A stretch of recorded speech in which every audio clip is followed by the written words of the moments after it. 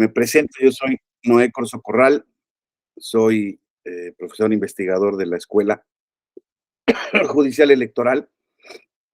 He tenido la oportunidad de reintegrarme al tribunal a partir del mes de enero, de este mes de enero, después de haber hecho un espacio en mi estancia en el Tribunal Electoral. Yo inicié mi carrera profesional en el Tribunal Electoral desde 1993 y hasta 2016, donde tuve la oportunidad de desempeñar diversos cargos: secretario de Estudio y Cuenta del maestro José Luis de la Pesa, coordinador de asesores cuando fue presidente del mismo, ya en el Tribunal Federal del Poder Judicial de la Federación, perdón, Tribunal Electoral del Poder Judicial de la Federación.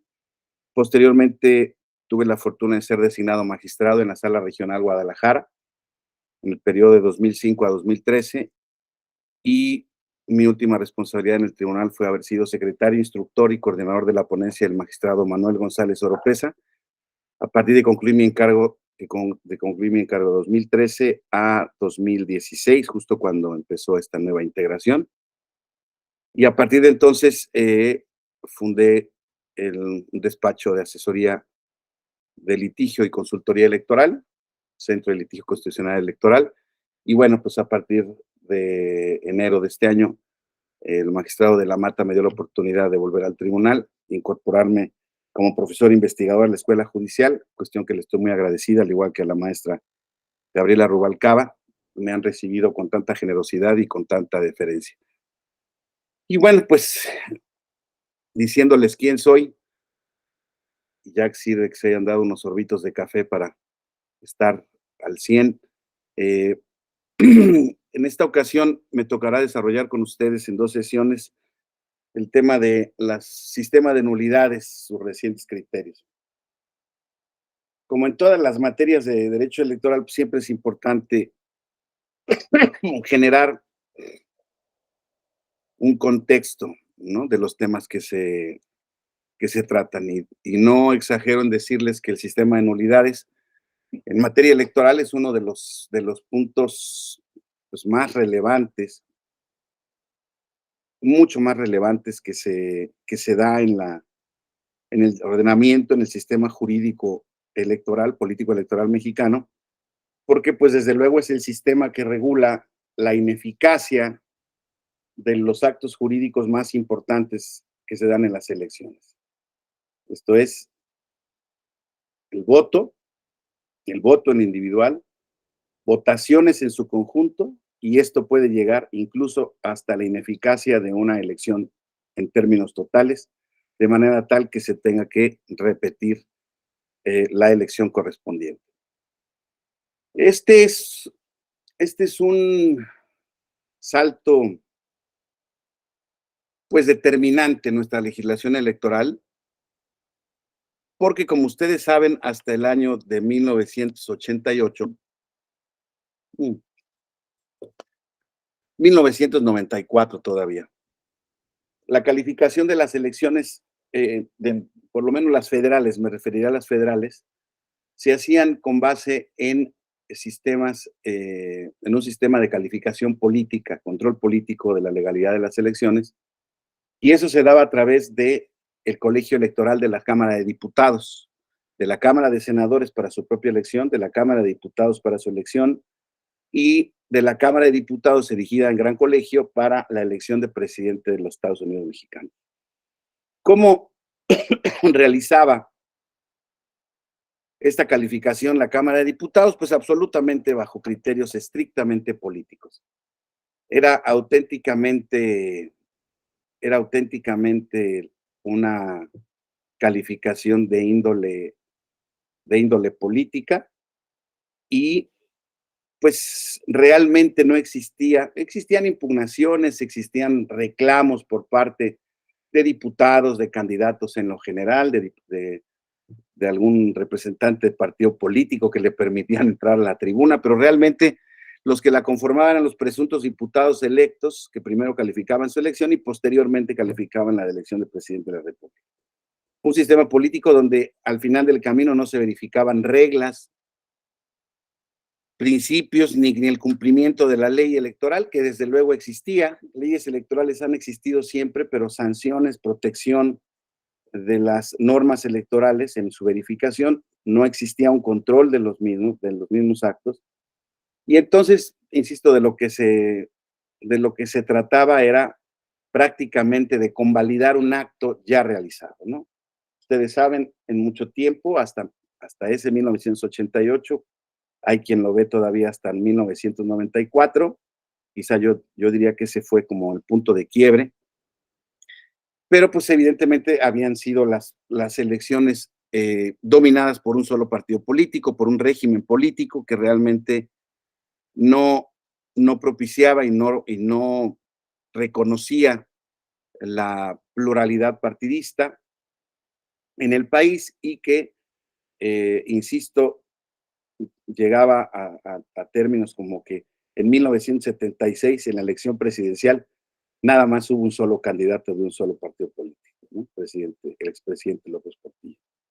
Entonces, es muy importante que veamos esto porque, pues, muchos de ustedes no habían nacido todavía, pero otros ya habíamos nacido, éramos pequeños.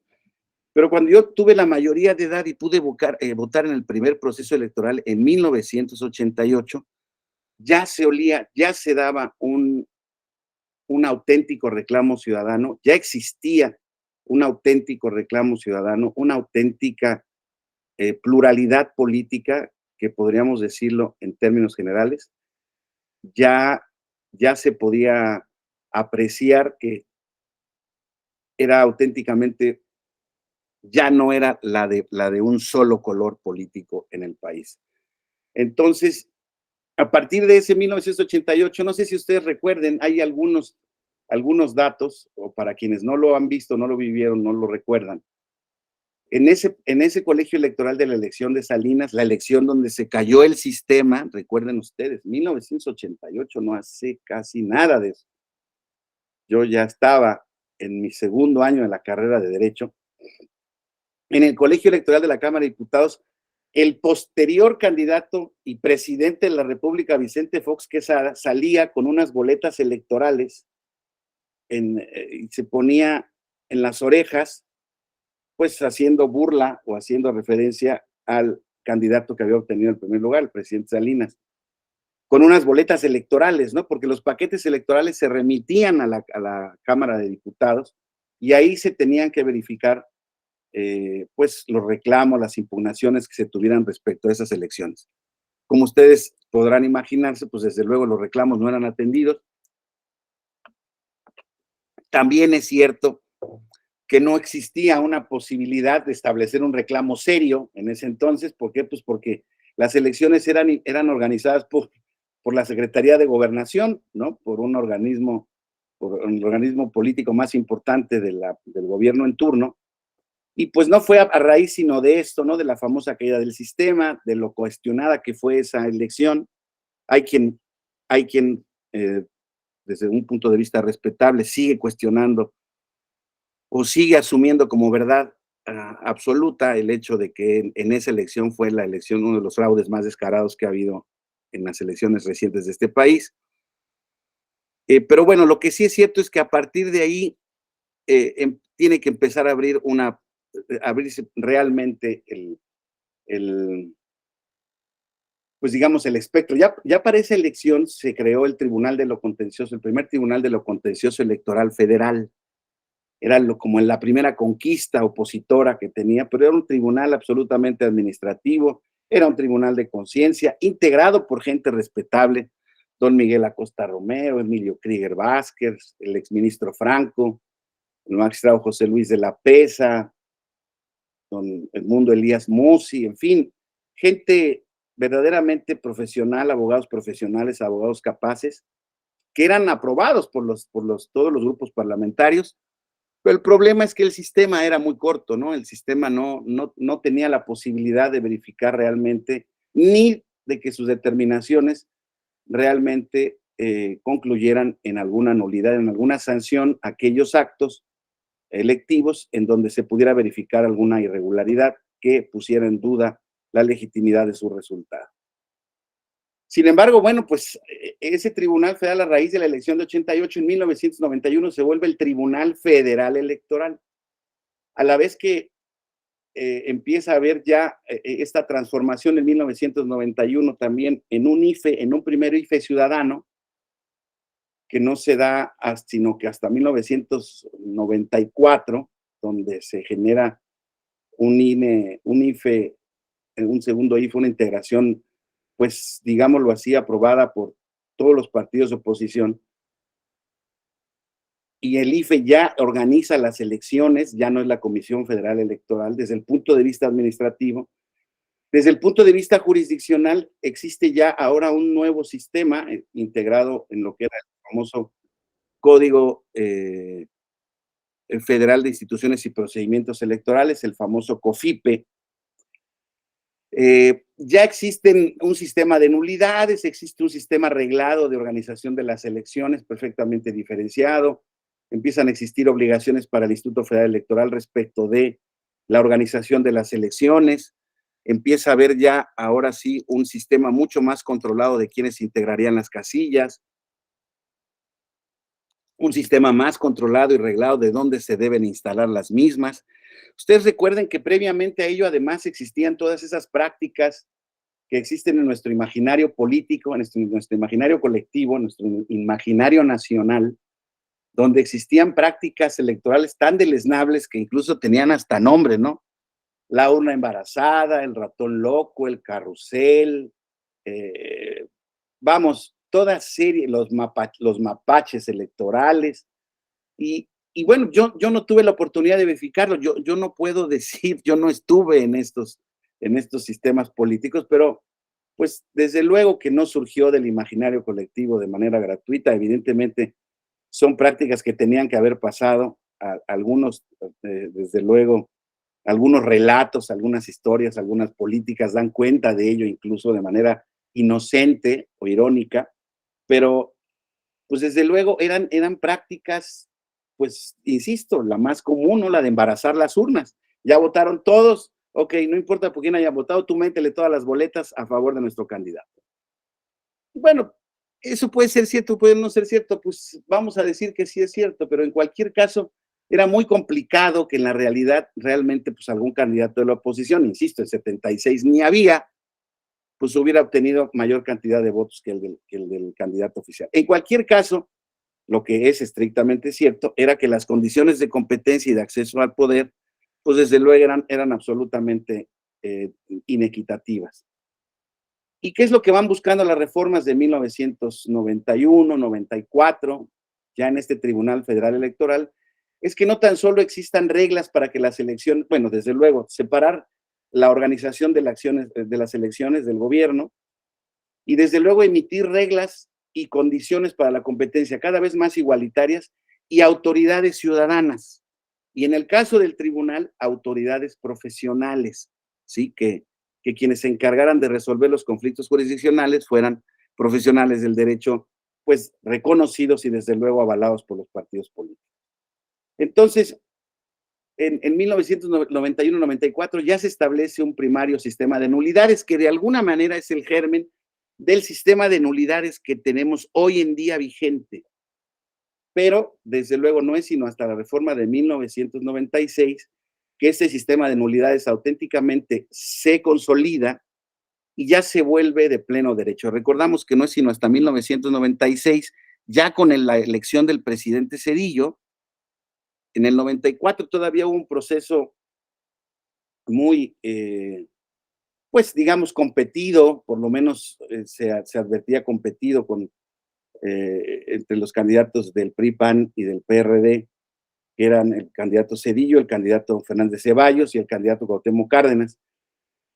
Fue una elección donde ya los márgenes de diferencia fueron mucho menores, ya realmente la oposición en su conjunto obtuvo prácticamente el mismo resultado, un mejor resultado que el candidato ganador.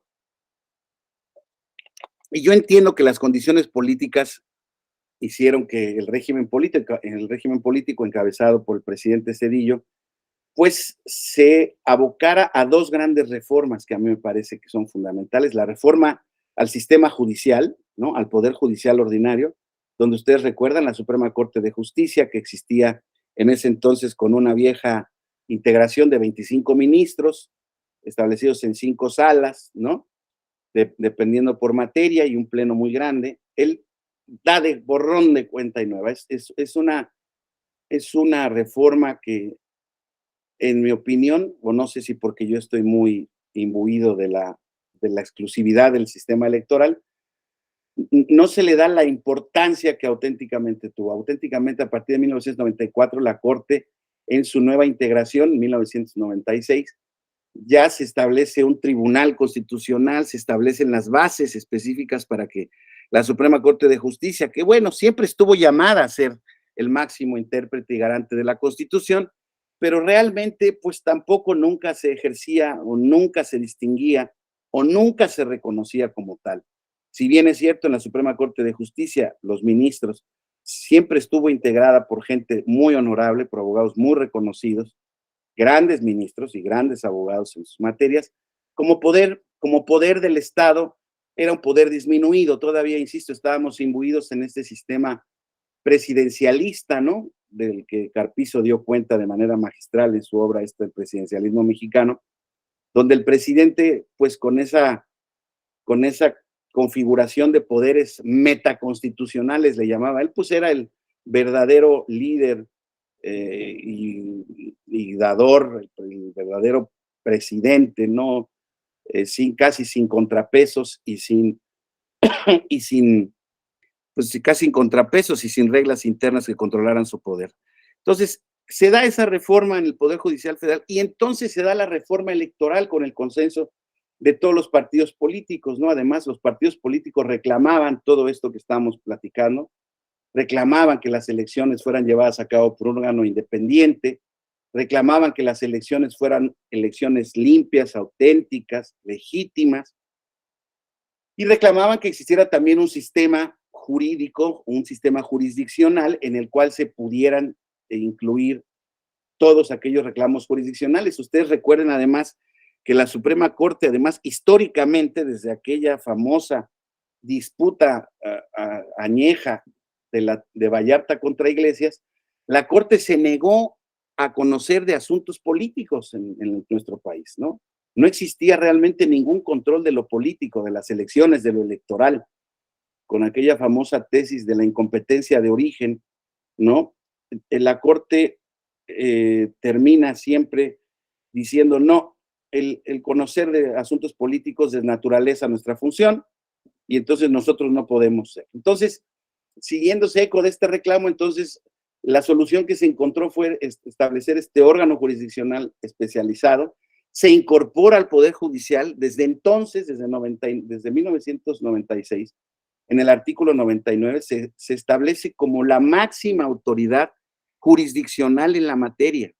Eso es bien importante porque como máxima autoridad jurisdiccional en la materia, el tribunal hoy en día, a partir de 1996, ya puede resolver con plena jurisdicción prácticamente todos los actos y resoluciones en materia electoral. Y por ahí pasan unos de los más importantes, que son las elecciones federales y las elecciones locales. A partir de 1996, el Tribunal Electoral del Poder Judicial de la Federación se hace cargo ya con plena jurisdicción, con un control constitucional de la validez de las elecciones en este país. Y eso lo hace a través o valiéndose de un sistema de nulidades que, como les decía yo, empezó a germinar desde 1991, continuó en 1993 y pues culmina en 1996. El sistema de nulidades ha sufrido pocos cambios realmente, ya veremos en qué partes, pero ha sufrido pocos cambios, ¿no? Entonces, se establece casi como se diseñó. Y en un primer lugar, ¿qué era lo que trataba de establecer el sistema de nulidades en materia electoral? Pues el sistema de nulidades en materia electoral reaccionaba o establece sanciones o nulidades a todos aquellos actos que estaban que eran parte de ese imaginario colectivo, ¿no? Que trataban de inhibir o de castigar todas aquellas prácticas del carrusel, de la urna embarazada, de que se votara por quien no podía haberse votado, etcétera, etcétera, etcétera. Ahora veremos las causas hoy en día específicas de nulidad de votación recibida en casilla. Realmente muchas de ellas pues prácticamente han caído en desuso, ya no se impugnan, ya no se dan en la práctica. La regularidad en las elecciones, en los procesos electorales es hoy en día, se los digo de verdad, desde mi convicción plena como académico y como exfuncionario judicial, yo que tuve la fortuna de haber ingresado desde 1993, me toca esa transición. Todavía en 1994 se podía advertir algunos resabios de ese tema, pero esa elección ya incluso tuvo unos niveles de organización y de limpieza sorprendentes, se los digo, para ser las primeras elecciones que organizaba un IFE autónomo. Realmente en 1994, si bien es cierto, todavía no existía la facultad del Tribunal entonces Federal Electoral, recuerden, estamos en 94, el Tribunal Electoral se incorpora al Poder Judicial hasta 96. En 94, todavía la calificación de la elección de presidente de los Estados Unidos mexicanos no formaba parte del acervo de facultades del tribunal. Sí podía conocer de impugnaciones respecto a la elección presidencial. Sin embargo, la resolución de esas impugnaciones, lo que se resolviera, tenía que ser enviado a la Cámara de Diputados para que la Cámara de Diputados, elegida en colegio electoral, en esa ocasión por última vez, pues las tomara en cuenta o no para efectos de la elección. Pero realmente no hubo prácticamente, pues sí, desde entonces había 300 distritos electorales, creo que fueron, pues sí, creo que fueron 300 impugnaciones, eso se los confieso que no lo verifiqué o no lo tengo claro, pero vamos a suponer, si no fueron 300, fueron más de 200, creo que fueron 200 y pico, ya me estoy recordando, creo que fueron 210 distritos electorales, donde el entonces Partido de la Revolución Democrática, que fue el partido que obtuvo la segunda, era el Frente Democrático Nacional, ya era el PRD, en donde se consiguió el segundo lugar.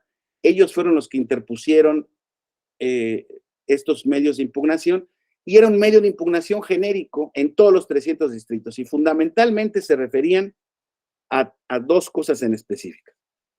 A que el padrón electoral estaba absolutamente desfasado, mal llevado. ¿Por qué? Porque no estaba depurado y contenía muchos muertos. Entonces, alegaban que habían votado muertos, que habían votado gente que no correspondía, que la lista nominal no estaba debidamente depurada ni controlada por los partidos políticos. Y bueno, pues desde luego fueron afirmaciones genéricas que no tuvieron prueba. La verdad es que el resultado de la elección respecto a las herramientas que se tenían en ese entonces no tenía avisos o posibilidad de ser en ningún sentido verificado como irregular. Y les digo, el tribunal en ese entonces pues realmente desechó por improcedentes los medios de impugnación y pues así los mandó a la Cámara de Diputados y evidentemente la elección se confirmó.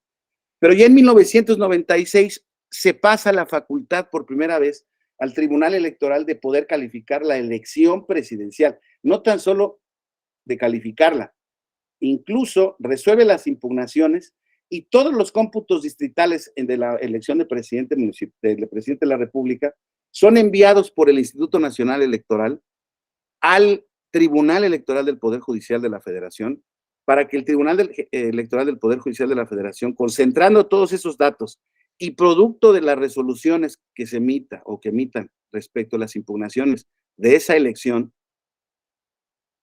realice el cómputo total del mismo y declare válida la elección y entregue la constancia de mayoría. Eso ocurrió por primera vez bajo este marco normativo en el año 2000. Eso ocurrió por primera vez. Entonces, en 1996 ya se sientan esas bases auténticamente para que de manera efectiva en México exista una regularidad, un control constitucional de todos los actos y resoluciones en materia electoral. Entonces, una vertiente fundamental de esta reforma electoral y de este sistema de nulidades fue que esa reforma, además de dar plena jurisdicción al Tribunal Electoral, da medios de impugnación idóneos, el juicio de inconformidad, y da causales de nulidad en específico, o sea, conductas sancionables para, eh, para que se deje sin efectos aquellas votaciones, aquellos votos que no merezcan ser reconocidos como válidos por tener alguna irregularidad. Y en consecuencia, sí asistir cada vez más al reclamo social, político que existía en la época de que de una vez por todas las elecciones en este país fueran auténticamente regulares, limpias y con un control jurisdiccional de las mismas. Entonces, por otra parte, ya se empieza a tutelar o se da una protección para los derechos político-electorales de los ciudadanos en todas sus vertientes, pero esa es otra historia. Hoy nos concentraremos en estas dos sesiones en verificar cuál fue este sistema de nulidades que tiende a, insisto, que tiende a establecer que en las elecciones de este país se respeten los principios de certeza, independencia, legalidad, profesionalismo a cargo del Instituto Nacional Electoral, desde luego en la organización de las elecciones, y que todos los actos y resoluciones que se lleven a cabo en los mismos sean conforme a la Constitución y a las leyes. Entonces, esto es bien importante porque, les vuelvo a decir, hoy en día ya existen las herramientas jurídicas para que aquellos que dudan o sienten que las elecciones fueron fraudulentas, puedan acudir a sede jurisdiccional, al Tribunal Electoral del Poder Judicial de la Federación, y puedan, mediante el juicio de inconformidad, invocando las causas de nulidad que veremos en un momento, puedan ser decretadas estas nulidades. Entonces, las nulidades, ya yéndonos a nuestra presentación, vamos a ver varios temas, ¿no? Concepto de nulidad electoral, que como les decía yo, en términos de derecho electoral, el concepto de nulidad es la ineficacia del acto electivo. Y esto puede ser relacionado con tres razones. Puede haber nulidades de votos en lo individual, ya lo veremos poco a poco. Puede haber nulidad de las votaciones en las casillas o en los centros de votación individuales que conforman todo el cuerpo normativo general. Ustedes saben, las elecciones en nuestro país se llevan a cabo por distritos, por secciones electorales, y las secciones electorales son conformadas por un número de electores, y dependiendo del número de electores se instalan casillas cada 750 electores. Normalmente, cuando hay más de 750 electores, se establecen casillas básicas, casillas contiguas, y pues dependiendo del número de electores en esa sección, se dan este tipo de casillas. Entonces, en alguna de esas casillas puede ser que den irregularidades, y entonces la sanción sea que esa votación recibida en esa casilla que fue señalada como irregular se anule. Y el resultado de la anulación implica que esa votación se resta del resultado total porque está afectada de nulidad. Y se afecta para todos los partidos políticos, ¿sí? O sea, las nulidades el concepto de voto electorales, evidentemente se votan votos en lo individual, y en votaciones se anulan votos en lo general, no de aquellos de los que obtuvieron el primer lugar, sino de todos los votos que se recibieron en la casilla. Y posteriormente eso puede llevar además a la nulidad de una elección total. Ya veremos con base en qué causas y en qué criterios. Eso implica que hay las irregularidades suficientes, según los parámetros que establece la ley, para que la elección se considere que ha sido nula, que no ofrece certeza, que no cumple con los principios de certeza y de legalidad y constitucionalidad de las elecciones, y en consecuencia tenga que realizarse una elección extraordinaria. Ha pasado en diversas ocasiones.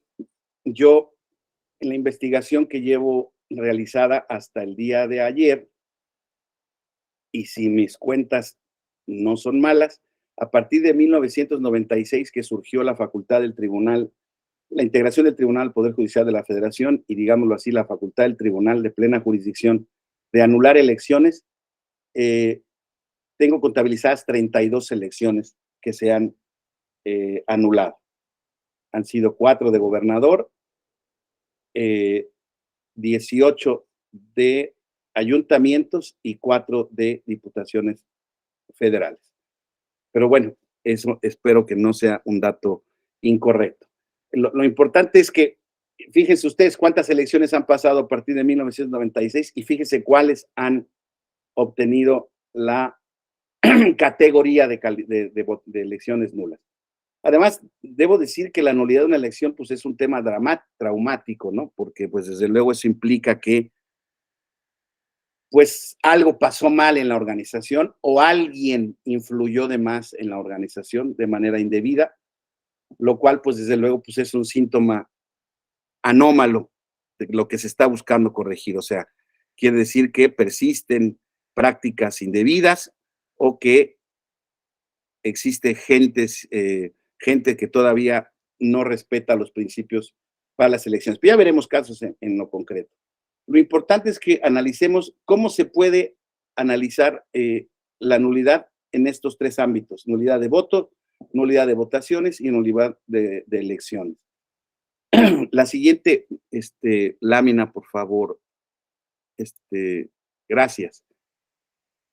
Les decía yo, el voto nulo puede ser provocado directamente por el elector al momento de sufragar. Se considera voto nulo, de acuerdo a la ley electoral, aquella marca que se hace con la boleta que no queda claramente la intención del elector de marcar o de elegir una opción política específicamente, ¿sí?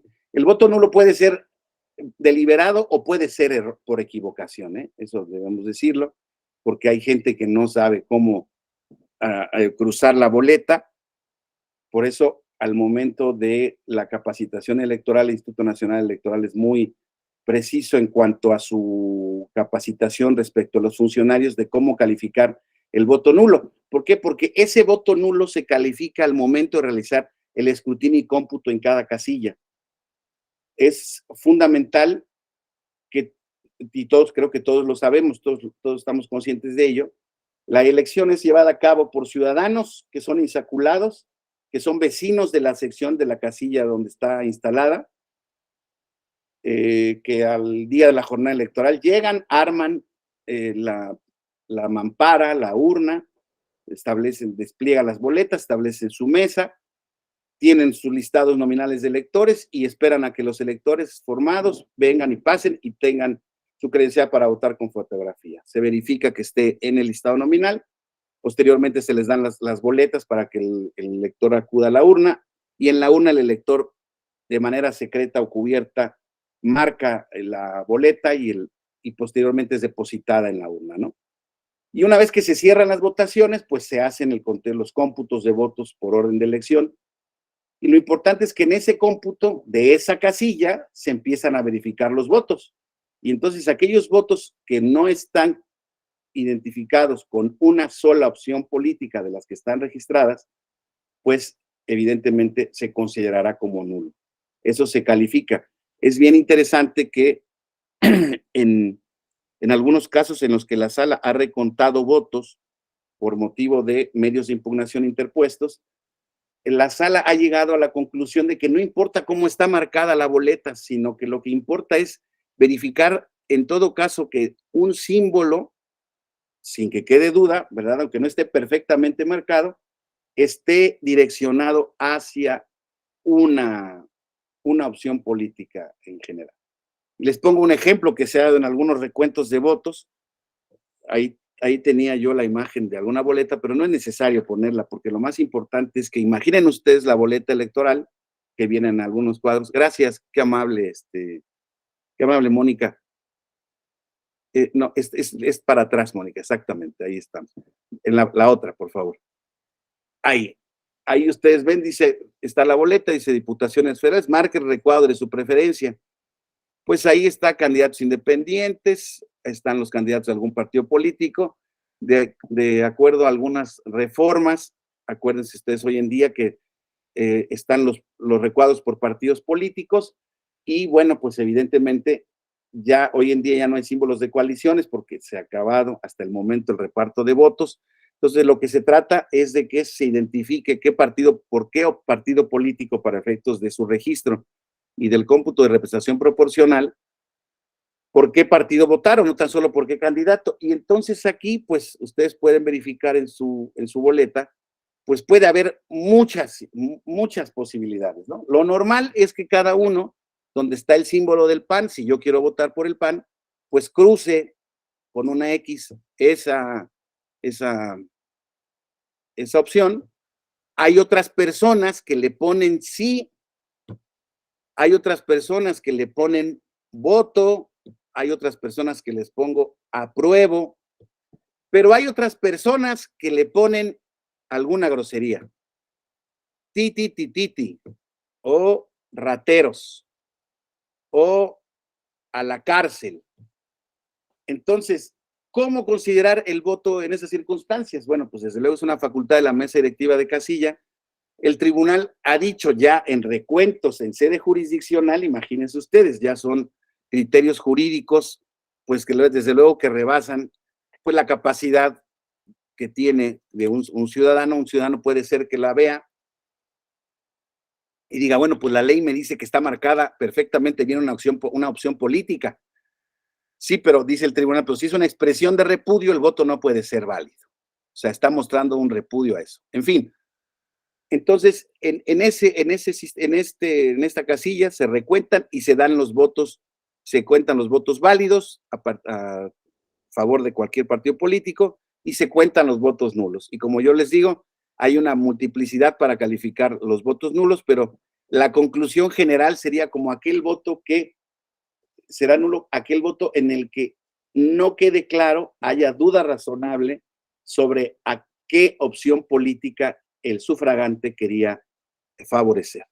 Entonces, si quieres, nos pasamos otra vez a la lámina en la que estábamos, Mónica, por favor, donde estábamos en lo de voto nulo. Muchas gracias. Entonces, como les decía, el elector la puede hacer nulo, la mesa lo puede calificar. Posteriormente, se dan casos de recuento de votos.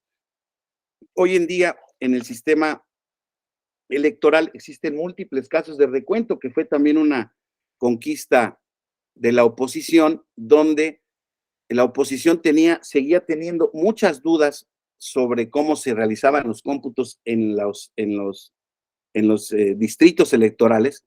Ya los cómputos distritales se hacen en la sede, estoy hablando de elecciones federales, pero puede ser aplicable al ámbito de las elecciones locales. En sede federal, entonces, en los distritos electorales, en las juntas distritales, consejos locales en ese entonces de la elección, se llevan a cabo los cómputos distritales cuando se recuentan, cuando se dan todos los paquetes, ¿no? Entonces, los paquetes pueden venir cerrados con su hoja de resultados, perfectamente sin alteraciones, sin problemas. El resultado se toma como válido. Pero puede ser que el paquete tenga alguna necesidad de ser abierto para poder ser recontado. Eso se da en algunos supuestos de la ley. Por ejemplo, hoy en día el recuento es obligatorio cuando la diferencia entre el resultado entre primero y segundo lugar es menor al 1%. De saque tiene que volverse a recontar el voto. Y entonces ahí puede haber una recomposición en la calificación de los votos en ese recuento que se realiza por el Consejo Distrital. Y posteriormente, si ese recuento fue impugnado, el tribunal, como les decía yo, como última instancia, puede calificar la validez o nulidad del voto. Como les vuelvo a decir, en la práctica, de los recuentos que ha realizado el tribunal, que ha realizado, eso sí, muchísimos recuentos, les puedo decir por experiencia personal y desde luego al analizar otras resoluciones y por experiencia de mis compañeros, que hay múltiples calidades de voto nulo, pero insisto, se pueden simplificar o generalizar como aquellos en los que, como les decía yo, no queda claro para quién, a quién quería favorecer el votante. Luego, posteriormente, se dará el tema de la nulidad de una votación recibida en una casilla o de una elección. Y luego, posteriormente, veremos el caso extremo de la invalidez de una elección por violación o incumplimiento de principios constitucionales. En este año de 1996, tenemos que identificar que sí se dieron ya desde entonces las causas, los causales específicas de esa votación de nulidad, perdón, las causas de votación recibida en casilla y de elección. Sin embargo, es hasta el año de 2000 en donde el tribunal genera una interpretación jurídica constitucional y establece una causa abstracta de elección, ¿no? Entonces, desde ahí se genera esto que es un principio que existe en la ley y que es invalidar una elección por violación o incumplimiento de principios constitucionales. Ya veremos cuál es la evolución legislativa de lo mismo, pero yo les puedo decir desde ahora que esa interpretación o ese establecimiento de esta causal, que fue muy combatida y muy discutida en un principio, luego fue adoptada por la legislación electoral, previamente una serie de cambios en la legislación, donde se llegó a prohibir que el tribunal anulara elecciones por causales que no eran expresamente previstas en la ley. Entonces, la siguiente, por favor, Mónica. Vamos a ver los principios que rigen el sistema de nulidades. Estos principios, desde luego, son tomados a raíz de la jurisprudencia del tribunal, pero desde luego que derivan de la configuración legislativa y constitucional de las mismas. Hoy en día ya no existe esa previsión de que solo por las causas previstas por la ley una elección puede ser nula, por ejemplo. Pero yo lo que sí les puedo decir es que una casilla normalmente será solamente nula por las causas previstas expresamente en la ley y el voto solamente será nulo por las causas previstas en la ley. Y hoy en día, les vuelvo a decir, existe la posibilidad como de una causal genérica de nulidad, en donde pues prácticamente podríamos observar que pues cabe todo tipo de impugnación. O sea, ¿qué les quiero decir? Es un poco innecesario que la ley establezca una causa o se preocupe por establecer una causa como de nulidad genérica, un poco respondiendo a este tema de la causal abstracta de nulidad, que ya les decía yo, porque lo que trata de buscar el sistema, en la exposición de motivos se decía claramente, los partidos políticos, candidatos y ciudadanos tienen que tener la certeza sobre cuáles son los motivos específicos que van a llevar a un tribunal a poder decretar la ineficacia de una elección. Como les decía yo, la nulidad de una elección es la sanción máxima que se puede dar en materia electoral, es verdaderamente grave. ¿Por qué? Porque implica otra vez el ejercicio de recursos públicos, mucho dinero, otra vez el ejercicio de recursos humanos, muchos ciudadanos, volverlos a capacitar, es volver atrás, ¿sí? Es repetir un ejercicio que, desde luego, cuesta mucho dinero, mucho esfuerzo, un desgaste político importante. ¿Por qué? Pues porque además, debo decirles que, en esencia, una nulidad de elección en general no es bien recibida por parte de la ciudadanía. Y no respecto de lo que haga el tribunal o no. Es auténticamente, es un tema de frustración, ¿no? O sea, es algo que salió mal y que debe ser repetido y que, insisto, implica un acto de organización y un acto cívico posterior que la gente no necesariamente está dispuesta a hacerlo. Eso mina la confianza de los electores. Eso se ha demostrado en todas las elecciones que les he dicho, en todas las elecciones extraordinarias, en todas. Bueno, excepto una. Excepto una, ahorita me voy a referir a esa una, todas las elecciones han sido vueltas a ganar por el candidato que había obtenido el primer lugar. Y en todas se ha obtenido menor participación que la que se obtuvo en la primera, digamos, en la primera elección. Entonces, pues eso nos habla naturalmente de dos cuestiones, de que la gente se desmotiva a la participación y de que, pues muy probablemente, podemos inferir que la gente que se motiva es aquella gente que votó desde primera instancia por la persona que había obtenido el triunfo. La única elección es la elección en la que se ha decretado una nulidad y ha ganado el candidato que obtuvo el segundo lugar, ha sido en la elección municipal de Monterrey de 2018. Fue donde se dio en la segunda elección que el segundo lugar obtuvo el triunfo. Pero bueno, ya platicaremos de ese caso porque es un caso interesante que también me gustaría platicar con ustedes. Hay un principio bien importante que ha establecido la jurisprudencia del tribunal, que es el principio de conservación de los actos públicos válidamente celebrados. Este principio determina que, salvo que no se pruebe una causal de nulidad de manera debida, de que el acto estuvo viciado a tal grado de poner en duda el resultado de la elección, entonces el resultado o esa casilla se debe conservar. ¿Qué les quiero decir con eso? Puede ser o pasa en muchas elecciones, en muchos conteos de votos, en muchas actas, el acto jurídico no es perfecto. Hay errores en las actas, hay muchos errores en las actas. Las actas electorales, ya veremos algún ejemplo más adelante. Las actas electorales para los funcionarios de casilla puede ser un ejercicio o muy sencillo o puede ser un ejercicio muy complicado. ¿Por qué? Pues porque son muchos partidos políticos, porque a veces van en coaliciones, antes eran candidaturas comunes, entonces tenían que hacer una serie de ejercicios que no necesariamente terminaban en un resultado lógico, coherente o armónico. O por decirles algo, a veces, ya veremos caso por caso, una casilla no se instalaba en el lugar específicamente señalado para llevar a cabo la votación, pero resultaba que ese lugar no podía ser abierto y se tenía que instalar en otro lugar. Entonces, el que se haya instalado en otro lugar en un principio, pues desde luego que es una irregularidad que si atendemos a la letra de la ley, ya lo veremos cada uno, pues desde luego es una irregularidad, pero el tribunal ha tratado en su interpretación de verificar que no, que esos principios sean interpretables y que no sea rajatabla la consecuencia de la nulidad. Insisto, el tribunal considera de un valor supremo el valor del sufragio y en consecuencia, pues la regla general es que su interpretación, su vertiente interpretadora es a partir de conservar aquello que, si bien es cierto, tuvo alguna irregularidad específica, no cumplió con parámetros de la ley, la misma no fue de suficiente entidad para, ya veremos cuáles son esas categorías, tiene que ser determinante cuantitativa y cualitativamente para que la nulidad sea decretada. Aquí exactamente de eso estaba yo hablando, la irregularidad debe de ser determinante para el resultado de la elección. Ya veremos ahora los dos criterios de cuantitativo y cualitativo que la jurisprudencia ha determinado.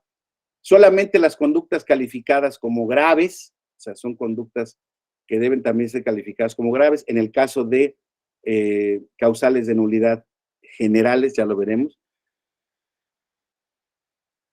Las nulidades afectan de manera electoral al acto que se están refiriendo. ¿Qué quiere decir esto? Y es no creo que para ustedes, pero para la población es muy difícil entender. Siguen todavía a veces muchos reclamos de cómo es posible de que se haya decretado la nulidad de una votación o de varias votaciones o de varias casillas en la elección de diputados y no se hayan dado la nulidad de la elección en la elección de senadores, por decirles algo, o en la elección de presidente de la República. No, el sistema de nulidades está especificado para que el señalamiento de la irregularidad recaiga sobre la elección. Oiga, pero ¿cómo va a ser una elección de una elección de 3 calificada como nula y las otras 2 que sean consideradas válidas si fueron llevadas a cabo por las mismas personas en el mismo centro de votación y por los mismos actores políticos? Pues simple y sencillamente es justamente la atención a esa conservación de actos válidamente celebrados, es que si tú crees que en esa casilla se verificaron actos graves para las 3 elecciones y quieres que afecten a esas elecciones, tienes que hacerlo valer específicamente para cada elección. Esto quiere decir, tienes que llevar a cabo un medio de impugnación por elección. Esa es una regla general de las nulidades, creo que es una regla sana, técnica, pero sana, porque es cierto que las nulidades deben de ser calificadas en lo individual, porque, insisto, esa misma irregularidad puede viciar a otras elecciones que en general no hayan sido cuestionadas por los actores, ¿no? Entonces, si un actor político, si un partido político, un ciudadano, un candidato, perdón, no se queja, no se inconforma en ese sentido, pues entonces hay que hay que respetar la votación de las otras elecciones. En términos de general, también cuando se atenta con la nulidad en una elección, debe de ser la conducta de manera generalizada para poder calificar la nulidad como determinante. Se establece también un principio de la ley de que nadie puede aprovecharse de su propio dolo. Esto quiere decir que las nulidades no operarán cuando el que se está quejando de las mismas luego es comprobado que fue el que las provocó, ¿no? Ese es un principio de derecho privado que aplica perfectamente bien al sistema electoral. Como les decía yo, la potestad anulatoria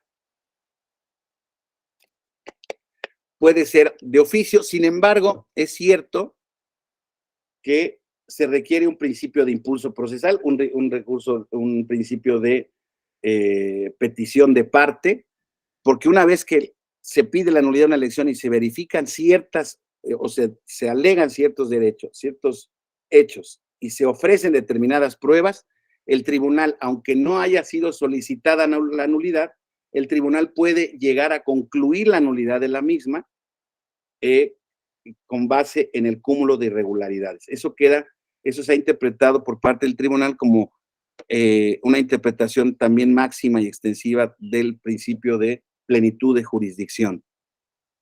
Y desde luego, cualquier tipo de nulidad debe de verificar el respeto a los principios constitucionales y legales, no tan solo a las normas en sí mismas, sino al principio de las elecciones. Y el principio de las elecciones, les diría yo, el más alto valor, a virtud del cual puede ser un cajón desastre, si ustedes me lo refieren de esa manera, yo lo acepto, para poder determinar una irregularidad como determinante para el resultado de una elección, es que se viola el principio de certeza. Y fundamentalmente tiene que ver también los datos de un resultado electoral. Una elección cuyo resultado es, además de cierto, es un resultado abrumadoramente a favor de una opción política, es imposible que sea determinado como nulo por parte del tribunal, porque no es posible que a menos desde luego, a menos que existiera, pues desde luego yo siempre digo que nunca hay que decir que esto no puede pasar. Hasta el momento no ha pasado que pasara tales tipo de irregularidades que fuera imposible decir que incluso con esa ventaja la elección puede ser considerada como válido. Sí podría pasar, no ha pasado hasta el momento, no lo veo lógico. Sin embargo, la verdad es que los casos que han sido sometidos a la jurisdicción del tribunal han rebasado cualquier tipo de previsión hipotética previa. Entonces, yo les podría decir que, bueno, hasta el momento no ha pasado. Y el sistema de nulidades tiene también como base este principio de definitividad y preclusión de las etapas del proceso electoral. Cada etapa del proceso electoral debe ser cerrada y debe de estar debidamente impugnada o revisada su regularidad constitucional y legal. Sin embargo, este principio de preclusión y definitividad no quiere decir que posteriormente no se puedan alegar irregularidades que no fueron alegadas antes. Lo que sí les puedo decir es que se pueden alegar, pero va a ser muy difícil comprobar que en su momento no se pudieron impugnar o en su momento no fueron declaradas previamente por la autoridad administrativa o por la autoridad jurisdiccional como irregularidades. Es muy común decir, por decirles algo, es que fíjense que este candidato tuvo el apoyo de tales y cuales, por decirles algo, un candidato a gobernador, cuando fue a tal municipio estaba el presidente municipal y eso no se puede, y cuando estuvo en tal municipio, pues, estuvo otro funcionario público, y en fin, hicieron propaganda, hicieron campañas de manera indebida. Oye, no está impugnado nada, se defiende el que ganó. Nunca lo impugnaron. Oye, es que no lo sabían y hoy en día nos están trayendo pruebas. Ok, en principio opera la presunción de la definitividad de las etapas del proceso y pues debemos decir que en la campaña no ha pasado nada, pero como actos supervenientes, no como pruebas ni como actos supervenientes, sino como pues hechos que no fueron conocidos y que posteriormente fueron del conocimiento y posibilidad probatoria de los actores en los juicios, pueden ser traídas y pueden ser evaluadas en su mérito. yo les diría que es muy difícil que no habiendo sido conocidas e impugnadas en tiempo, es muy difícil que puedan ser tomadas en cuenta de manera posterior. Pero bueno, eh, desde luego aquí estaremos siempre al tema del caso concreto. Gracias, gracias, Mónica. Algo muy importante desde 2014 es una jurisprudencia que fue evolucionando, que es producto de una evolución. En un principio los partidos políticos eran los únicos que podían promover la nulidad de votación recibida en casilla o de una elección. Posteriormente se identificó que desde luego que los candidatos a través del juicio para la protección de los derechos político-electorales tenían la legitimación para poder impugnar los resultados. Esto hace desde luego pues más rica y mejor, si me permiten ustedes el adverbio, hace mejor la posibilidad para poder probar si una elección, una votación, si una elección es digna de ser anulada o hay algo que como que no lo he tomado mucho en cuenta, pero es bien importante, a través de la nulidad de votaciones recibida en casillas, a través de conseguir la nulidad de votaciones, en elecciones muy cerradas, es posible que opere un cambio en el ganador, ¿no? Entonces, muchas impugnaciones en juicios de inconformidad respecto a resultados electorales también buscan no la nulidad de la elección, sino que buscan a través de la nulidad de determinadas casillas obtener un cambio de ganador. Y eso ha pasado varias ocasiones también. Esa cuenta no la tengo, pero les puedo decir que ha pasado, no sé si con igual frecuencia, yo creo que más, pero sí ha habido en algunos casos cambios de ganador o ha podido llegar en un par de casos, por lo menos que recuerdo, a empate y en el empate tener que declarar la elección como nula por no existir un ganador en específico. Pero bueno, lo importante es esta posibilidad, que es muy importante que ahora sepan que las nulidades pueden ser invocadas tanto por partidos políticos como candidatos. Un ciudadano en lo personal no está legitimado para impugnar las nulidades en materia electoral. Y creo que es un tema sensato, ¿eh? Imagínense si cada ciudadano pudiera establecer sus razones o motivos. Yo creo que muchos tendrían quizá buenas razones, pero creo que sería muy complicado de realmente tener un asidero probatorio específico por parte del ciudadano para poder verificar que lo que dice es cierto, ¿no? Eh, Algo bien importante también como paréntesis, lo platicaba yo en otra charla que tenía que ver con el control de la constitucionalidad, el quid en estos medios, el quid en estas nulidades es tener una eficacia probatoria casi absoluta. El derecho probatorio del derecho electoral es en sí mismo una ciencia. ¿Sí? Porque hay quien dice, oigan, es que tú me pides, yo incluso como funcionario electoral en un principio, yo decía, oiga, magistrado, pues es que esto se ve que pudo haber pasado, pero pues no tenemos una prueba fehaciente de lo mismo, ¿verdad? Pero pues es que es imposible que haya pues una prueba específica, máxime que las pruebas técnicas están tan condicionadas en la legislación electoral. El tribunal en vía jurisprudencial ha ampliado su valor probatorio, ¿eh? Antes, como tenían un valor indiciario, porque era muy difícil establecer las condiciones o las circunstancias de modo, tiempo y lugar de las pruebas técnicas, las fotografías, los videos, etcétera, etcétera. Era muy complicado. Sin embargo, poco a poco se ha establecido ya con estos nuevos medios tecnológicos, que si bien es cierto, por una parte cada vez más manipulados o más confeccionados de manera, pues digamos, más común, también es cierto que existen medios de control y medios técnicos periciales para identificar si estos medios, para comprobar que han sido manipulados. Entonces, cada día tienen más valor las pruebas técnicas, pero antes no existía esa posibilidad. Yo les diría, en un caso que tuvimos en el conocimiento de la Sala Regional Guadalajara, realmente una de las pruebas más importantes que aportó el actor en un proceso interno de selección de candidatos a senador en el estado de Chihuahua, o de un partido político, el candidato que había obtenido el segundo lugar presentó y había obtenido un segundo lugar pues no muy lejos, pero vamos, parecía ser que la tendencia no lo favorecía.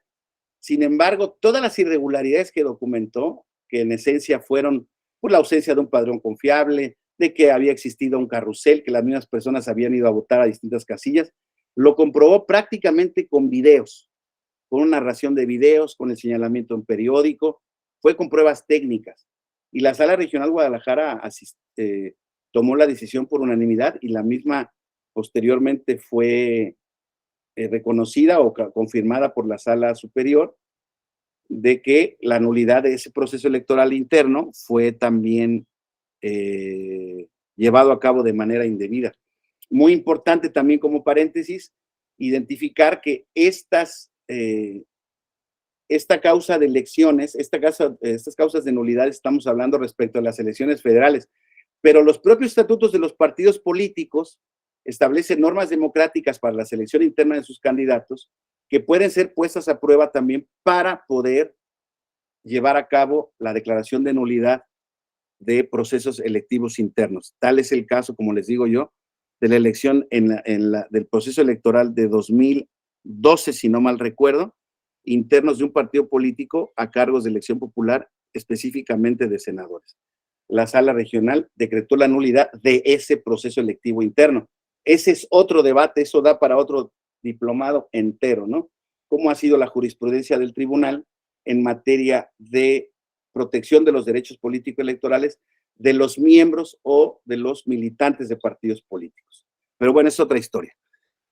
La siguiente, por favor, la siguiente diapositiva. Aquí están los criterios para acreditar lo que les decía yo, que ese concepto que no sé si existe en la Real Academia de la Lengua Española, creo que lo hemos buscado y no existe, pero es un concepto que se creó mucho en el ámbito del procesal electoral, la determinancia en los resultados.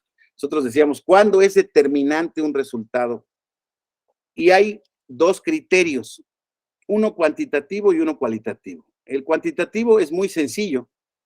Se actualiza cuando los votos que podrían anularse con motivo de una irregularidad sumen una cantidad igual o mayor a la diferencia de votos entre los partidos políticos que obtuvieron el primero y el segundo lugar de la votación. Es un criterio aritmético. Si la distancia, si la casilla tiene una irregularidad y esta es cuantitativamente determinante, esto quiere decir que los votos que se pueden anular es mayor a la distancia entre primero y segundo lugar, entonces la casilla o la votación se debe de anular. Y está el sistema cualitativo o el criterio cualitativo. Aquí se analiza la magnitud de las irregularidades para determinar si por su gravedad existe una afectación sustancial a los resultados por la violación a los principios constitucionales que deben regir a todos los procesos democráticos. Como les decía yo, eso ya queda al arbitrio del juez, forma parte del ámbito de protección, perdón, del ámbito de discreción jurisdiccional y es, pues ahora sí que es valorativo y dependiendo la prueba y la irregularidad que se verifique. Estos dos criterios están previstos en esas tesis que les estoy señalando ahí. Son criterios viejos, son criterios de 2002 y 2004, pero siguen estando vigentes. Ahora podemos ir anulando, vamos analizando las causas de nulidad de votación recibida en una casilla. Ya vimos cuando un voto es nulo. Vamos a ver ahora las causas de nulidad de la votación recibida en casilla, que les vuelvo a decir, esto lo vamos a tratar de hacer lo más rápido posible, porque muchas de ellas han caído en desuso. Pueden pasar, desde luego, o sea, pueden ocurrir, desde luego, pero yo les puedo decir en mi experiencia, en la experiencia del tribunal en general, hay causas que ya prácticamente no se invocan porque no suceden. Y cuando suceden, no son irregularidades. Fíjense, instalar la casilla sin causa justificada en lugar distinto al previamente designado por el Consejo Distrital correspondiente. Y claro que es importante que exista, que si esa irregularidad se verifica, pues la sanción sea que no hay certeza sobre quién llevó a cabo la votación, en dónde la llevaron a cabo, por qué la llevaron a cabo en un lugar distinto. la norma electoral establece diversos locales o establecimientos donde se debe de preferir la instalación de las casillas. ¿Cuáles son estos? Pues los lugares de oficinas públicas, las escuelas, los parques públicos, si es que estos cuentan con las condiciones de seguridad o de mínimas para la seguridad y el salvaguarda de los integrantes de la casilla. ¿Qué es lo que se evita? ¿No? Pues lo que se evita es que sea en domicilios particulares, en domicilios que no tengan razón, digamos así, de ser, aunque puedes en algún momento dado, atendiendo a las circunstancias del lugar, puede ser que una casilla se instale en un lugar en el que la ley no establezca expresamente su posibilidad. La siguiente, por favor. Entonces, ¿cuáles son los requisitos? Les decía yo, en un área conocida en el ámbito social, eso trata de evitar confusiones en el electorado, y en el acta correspondiente, los integrantes de las mesas directivas de casilla tienen que asentar el domicilio de instalación en el acta. Aquí muchas veces pasa, compañeros, es muy común que en el llenado de las actas, los funcionarios de las casillas incurran en la omisión de decir en todas, bueno, vamos a pensar en el supuesto en el que no pusieron en ningún acta dónde se instaló la casilla. Entonces, aquí tiene que haber pruebas de que primero que nada, de que se instaló en un lugar diverso, y bueno, pues eso pueden ser pruebas de múltiple naturaleza, pero evidentemente pueden ser testimoniales, pueden ser documentales, pueden ser técnicas y que refieran que la casilla no se instaló. La siguiente, por favor. Ahora bien, puede haber causa justificada cuando se demuestra que el lugar donde se había instalado era prohibido por la ley, presentaba condiciones inadecuadas, el local estaba cerrado, clausurado, el local que decía el encarte, eso se puede verificar en los encartes que se llevan a cabo o que se publican el día de la elección por parte del instituto, en los periódicos, en el internet, todo el mundo puede consultar dónde está su casilla.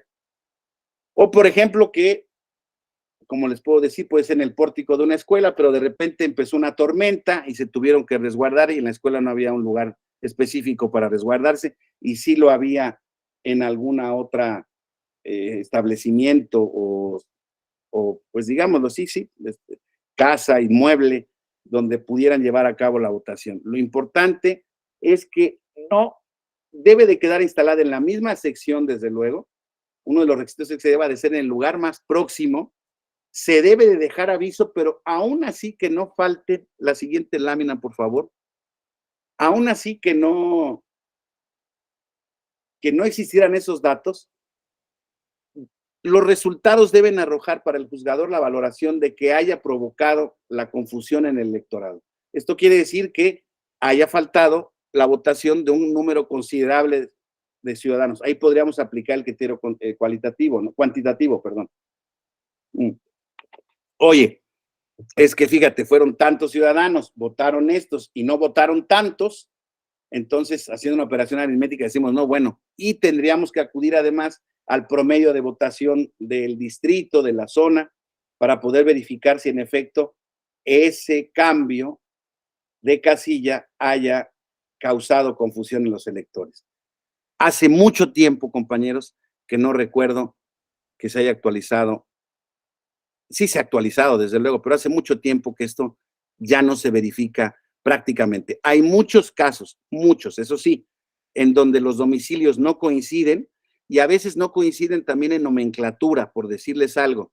El encarte decía la calle Nicolás Bravo, número 25, esquina con no sé quién, y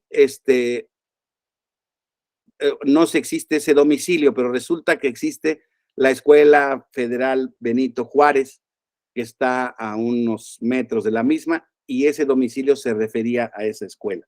En fin, tenemos que verificar que auténticamente ese cambio haya sido auténticamente un motivo de confusión del electorado y que esto genere un vicio en el resultado de la elección.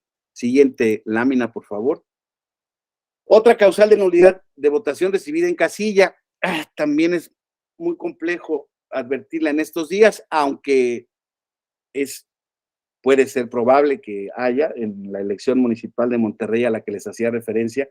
Aquí se alegó parte de esto. Dice, entregar sin causa justificada el paquete que contenga los expedientes electorales al Consejo Distrital fuera de los plazos que la ley señale. La siguiente lámina, por favor. En una casilla se cierran ya cierran a las 6 de la tarde. Obviamente puede cerrar más tarde si es que había electores en la fila votando.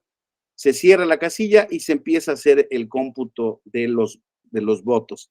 Una vez que se hacen todas las operaciones, se llena todo el material, se cierra el paquete, se cierra el domicilio donde estaba la casilla, se deja la sábana de afuera donde los resultados que se dieron en esa casilla y los funcionarios de la misma van al consejo distrital correspondiente, municipal correspondiente, es prácticamente aplicable a todas las elecciones. Y aquí están los plazos que establece la ley para entregar los paquetes. Si son casillas ubicadas en la cabecera del distrito, se debe de hacer inmediatamente. Si son urbanas fuera de la cabecera del distrito, hasta 12 horas y hasta 24 horas cuando se trate de casillas rurales. ¿Qué se debe de entender por inmediatamente? Dice la tesis 3 de 97, fíjese, desde entonces se ha generado ya este criterio, que entre la clausura de la casilla y la entrega de los paquetes, solo debe transcurrir el tiempo necesario para el traslado del lugar en el que se instaló la casilla al Consejo Distrital. Y hay que considerar las características de la localidad, medios de transporte, condiciones particulares del momento y del lugar. Les decía yo, no pasa mucho, pero yo les puedo decir en la elección municipal de Monterrey, donde la razón fundamental del resultado, fueron varias razones, pero una de las fundamentales era que había existido una falta en la custodia de los paquetes electorales importante y en muchos casos en el municipio de Monterrey, que es un municipio urbano de casillas urbanas, más de 60 paquetes, creo que fueron 69 paquetes, fueron llevados a cabo posteriormente a 24 horas. Llegaron los paquetes en condiciones absolutamente sospechosas, pero vamos, parte de lo que se alegó fue esto: la casilla debe de ser anulada porque los paquetes no llegaron a tiempo de acuerdo a lo que establece la ley. Entonces, no se ve mucho, pero puede ser posible que se dé. La siguiente, por favor. Claro, la jurisprudencia 38, 7 y 33 de 2004, de 2000, 2001 y 2004, dice que hay diversos elementos que deben demostrarse para su actualización, incluso cuando se llevaron a cabo fuera del plazo. Esto es, primero, que se entregaron fuera de plazo; dos, que hubo alteración o violación en los paquetes electorales; y después, que no existió causa justificada para la entrega extemporánea de los paquetes. En el caso de la elección de Monterrey, les pongo este ejemplo que es bien importante porque es un ejemplo práctico. El tema era que, como concurrían elecciones federales y elección municipal, lo más importante era que existían centros del Instituto Nacional Electoral que también recopilaban paquetes y se encargaban de, como había múltiples elecciones, ¿se acuerdan que había una casilla única? Entonces se hizo un desastre en el centro de acopio del Instituto Nacional Electoral por razones prácticas, no me pregunten por qué, pero hubo un desfase en la entrega de los paquetes electorales en ese sentido. Entonces, pero por lo que hace a la elección que se estaba impugnando en ese sentido, se pudo comprobar que 69 paquetes en esos estaban en esa, déjenme, estaban en esa,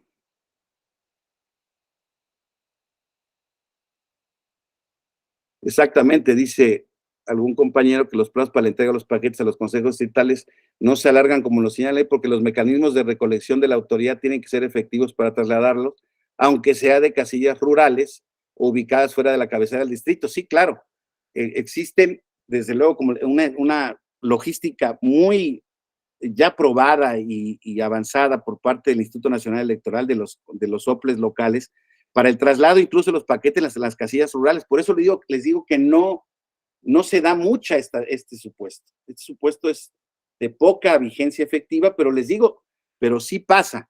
Y el hecho de que esté regulado en la ley creo que es importante porque, pues desde luego, pues trata de inhibir cualquier circunstancia que, por difícil que se pueda imaginar, pues pueda ser pretexto para poder, para que pueda ser invocada, ¿no? Y, perdón, pueda ser causa para que se hagan alteraciones en los resultados de los paquetes electorales.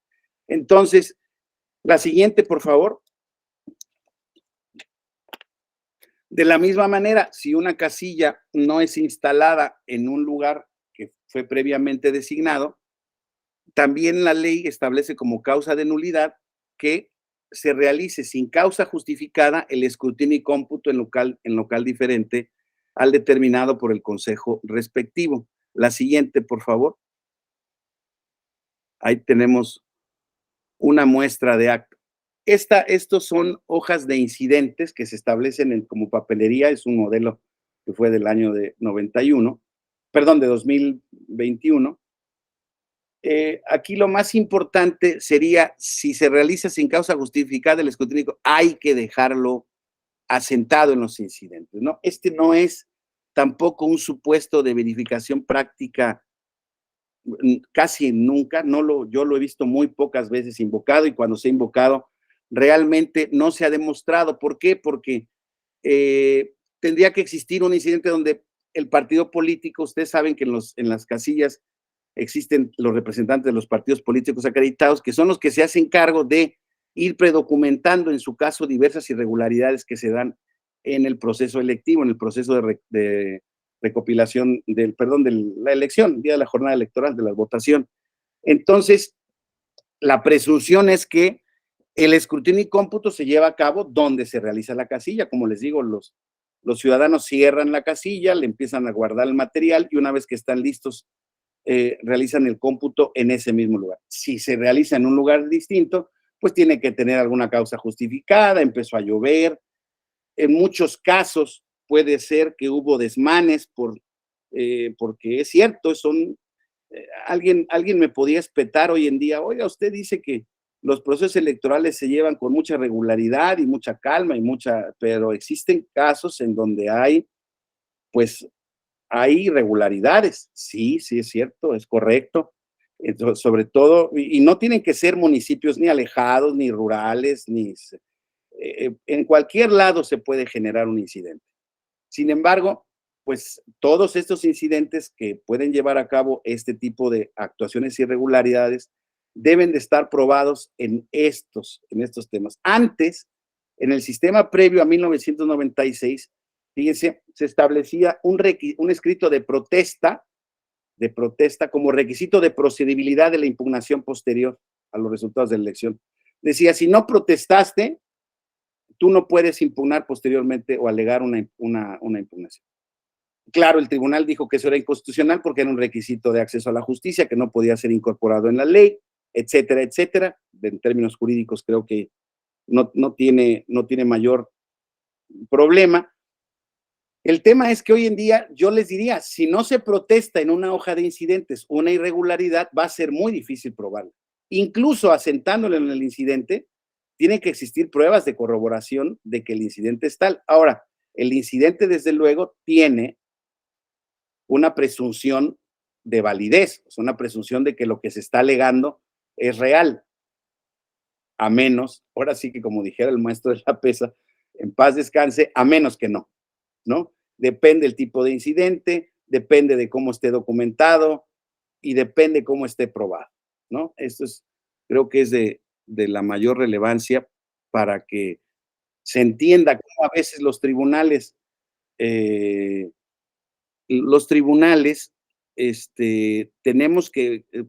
tienen que resolver con base en las pruebas que se dan, ¿no? Dice el compañero, no dice su nombre, pero dice es valiosa la hoja de incidentes porque le da herramientas a la mesa directiva para plasmar todas las circunstancias.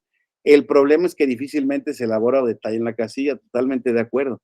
Es un problema que tiene que ver, insisto, con las circunstancias específicas. Guadalupe Roberto Herrada. Gracias, Guadalupe. Es muy importante que esto que esto lo tengan claro. El momento de elección, el momento donde se está verificando la emisión del voto, donde se está verificando el conteo de los votos, el más importante de las elecciones es en la casilla.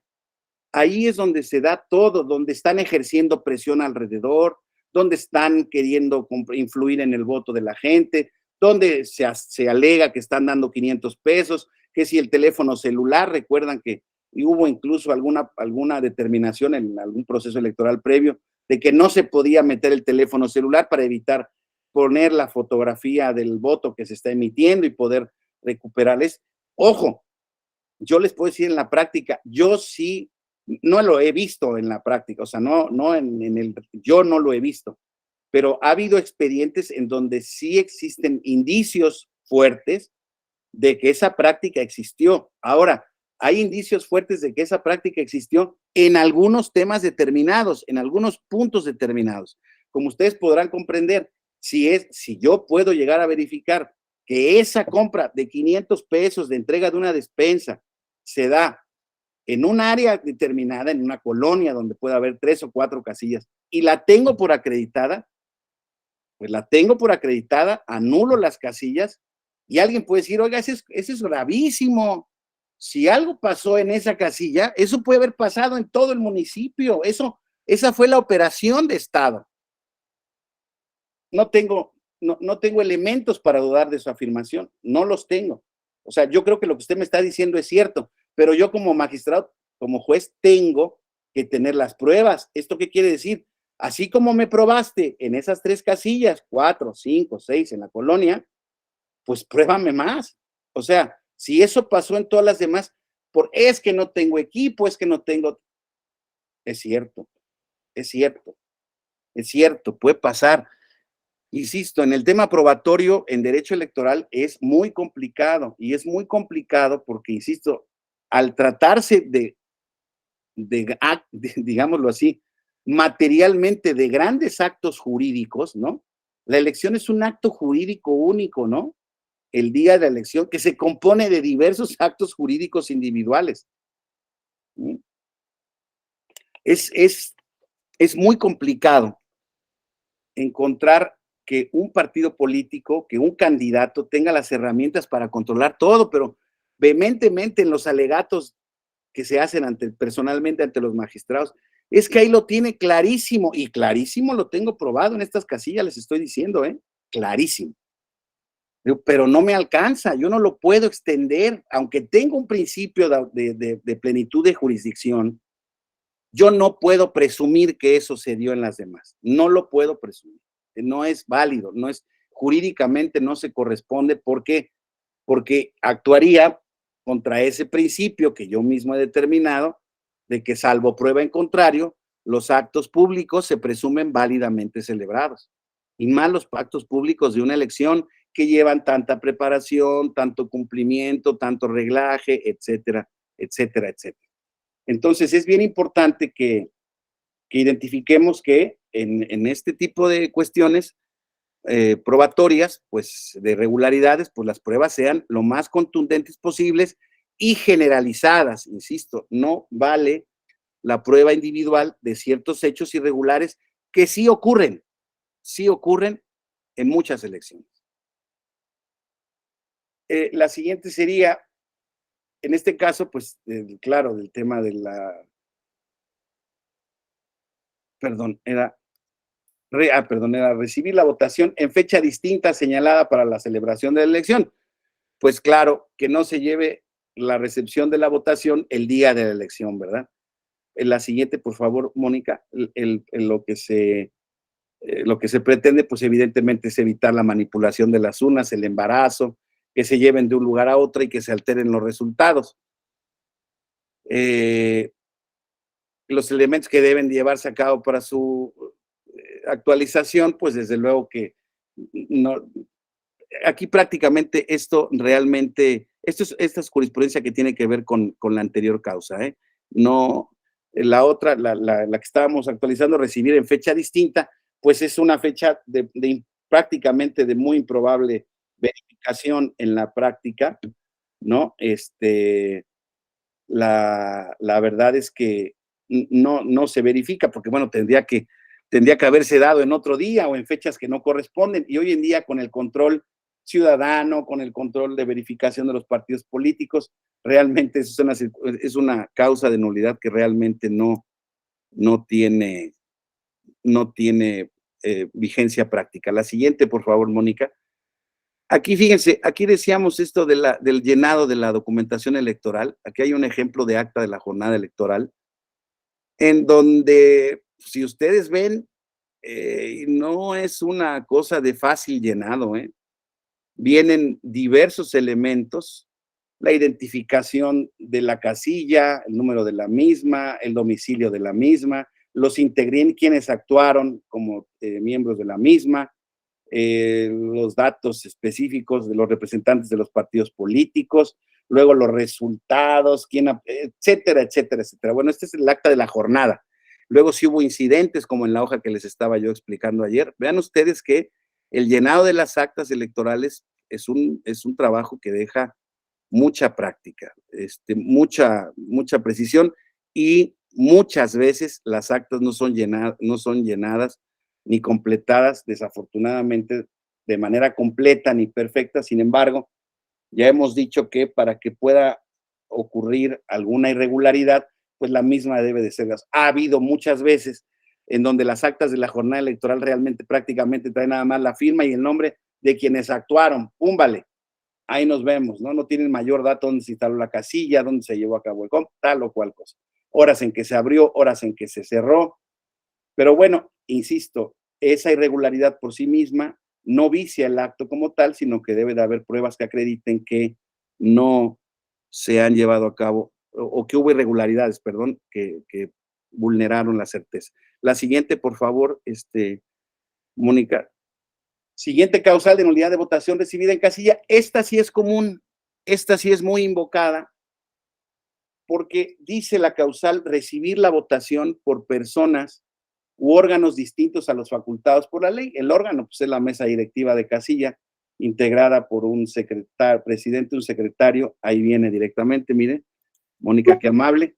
Presidente, secretario, primer escrutador y segundo escrutador. Y hay suplentes, y los suplentes de cada uno de los funcionarios se pueden ir corriendo para efecto de la suplencia de lo mismo. En cualquier caso, cuando hay casilla única en elecciones concurrentes, hay un secretario, hay dos secretarios y un escrutador adicional. Si falta un funcionario, hay reglas para la sustitución de funcionarios y la debida integración de las casillas, ¿no? Esto es muy importante, porque les vuelvo yo a decir esto: las elecciones están llevadas a cabo no por funcionarios pagados, no por profesionales de la función electoral, sino son funcionarios a las que le tocó, pues ahora sí que la bolita de haber sido electos de manera aleatoria para ser funcionarios de casilla. No son miembros de partidos políticos en términos de presuncionales, no son dirigentes, no saben de este tipo de cosas, y entonces, pues muchos de ellos incluso, pues el día de la elección deciden no asistir. Y entonces, pues tenemos que establecer la posibilidad de que se integre la casilla, y tenemos que además proteger que la votación recibida en la casilla sea una votación, tenga una votación recibida por las personas que fueron capacitadas para ello.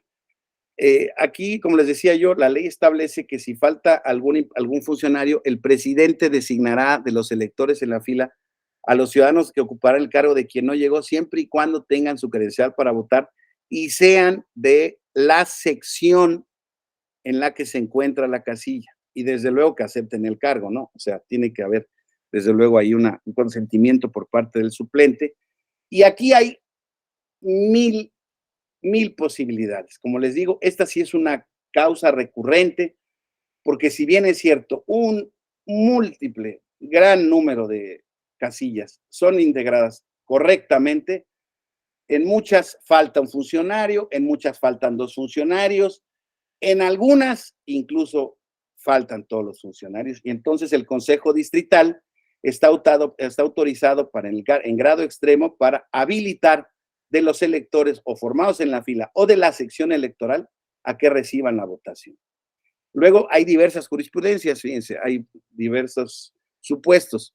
Recepción de la votación por personas o organismos distintos a los legalmente facultados, la integración de la mesa directiva de casilla con una persona no designada ni perteneciente a la sección electoral, actualiza la causa de nulidad de votación. Esto es respecto de la legislación de Baja California Sur y similares, y pues les diría yo que es casi aplicable a todas las elecciones, porque en todos los casos se exige, tanto federal como local, que un integrante de la casilla, basta con un integrante que no sea de la sección electoral para que se sospeche, fíjese aquí cómo la sospecha opera en contra de la validez de la elección, porque uno de los requisitos, uno de los principios básicos en la organización electoral es que, insisto, sea organizada por ciudadanos y que sea organizada por ciudadanos del domicilio de la sección. Ese es como un principio básico. Entonces, el hecho de que haya un sujeto extraño ya nos pone en evidencia de que pueda ser alguien que va a ser pues irregularidades en la casilla, no se permite, la jurisprudencia del tribunal no lo permite, puede cambiar el criterio, podría pasar en algún caso concreto, es una jurisprudencia que ya tiene mucho tiempo, pero que se ha ido verificando y les diría yo que no ha habido muchos casos que realmente tampoco apliquen a la misma. Luego, la siguiente, por favor. Otro supuesto puede ser que los escrutadores no estén escrutadores. Esté el presidente, el secretario, nada más sean los que actúen y se determine que no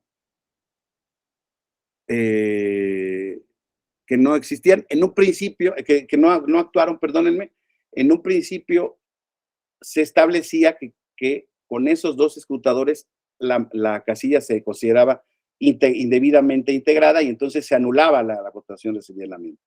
Pero en el recurso de reconsideración 404-2015 y su acumulado, se interrumpió la jurisprudencia y desde entonces se sostiene que basta que el presidente y el secretario de una casilla actúen en la misma para que se considere que la votación recibida en la misma fue válida. Y siempre y cuando, desde luego, como les decía yo, atendiendo al caso concreto, no existan mayores irregularidades ni presunciones de que los mismos fueran, digamos, pudieran ser cuestionados en cuanto a su actuar. La siguiente, por favor. Esto dio a la jurisprudencia 44-2016 de que la mesa directiva de casilla es válida su integración sin escrutadores. Dice la tesis de lo dispuesto en tales artículos, se colige que para una óptima recepción de la votación en las elecciones federales, las mesas directivas de casillas se integran por un presidente, un secretario, dos escrutadores y tres suplentes generales. Y para el caso de elecciones concurrentes, se instalan casillas únicas, las cuales se conformarán con un presidente, dos secretarios y tres escrutadores. En ocasiones, y por diversos motivos, los ciudadanos designados por la autoridad administrativa no asisten el día de la jornada, por lo que con objeto de garantizar la recepción de la votación de los funcionarios presentes, los funcionarios presentes optan por recibir la votación sin integrar la mesa directiva con la titularidad de sus miembros. Así, de acuerdo a los principios de división del trabajo, jerarquización, plena colaboración y conservación de los actos públicos válidamente celebrados, la integración sin escrutadores no afecta la validez de la votación recibida en casillo, ello en atención a que es atribución del presidente asumir las actividades propias y distribuirlas de los ausentes, por lo que es válido que con ayuda de los funcionarios presentes y ante los representantes de los partidos políticos realice el escrutinio y cómputo. Les decía yo, pues es un ejemplo claro de argumentación en pro de los actos públicos válidamente celebrados, pero yo entiendo la posible disidencia que alguien puede tener respecto de este tema, ¿no? Al final del camino, también atento al caso concreto, pues había que analizar si la actuación realizada por estos funcionarios es adecuada o no. O sea, lo que sí es por el simple hecho de estar integrada sin escrutadores, únicamente con presidente y secretario, es válida la integración. Esa es la presunción de ley. Puede ser que, alegando otras irregularidades, se concluya que su actuar fue indebido, pero eso pues, había que verlo en cada caso concreto. La siguiente causa. Esta es de las que siguen vivas y coleando, igual que la integración. Integración de casillas y haber mediado dolo o error en la computación de los votos y siempre que ello sea determinante para el resultado de la votación. Esta es una causal que puede dar para muchas discusiones. Yo reconozco que aquí hay una punta, hay un principio, pues, de, no sé cómo decirlo. Aquí se ha generado la teoría del voto hormiga o del fraude hormiga. A raíz de los distintos errores individuales que existen en el llenado en el cómputo de las casillas, puede ser que se puedan juntar y posteriormente ser determinantes para el resultado de la elección, tanto cuantitativa como cualitativamente. ¿Sí? Dice, ya veíamos, dice, haber mediado dolo o error en la computación de los votos siempre que ello sea determinante para el resultado de la votación. Veíamos en el acta, creo que aquí no tengo un acta de escrutinio y cómputo. Creo que no, déjenme, lo verifico. Pero en las actas de escrutinio y cómputo existen diversos rubros. No, Moni, creo que no la tengo.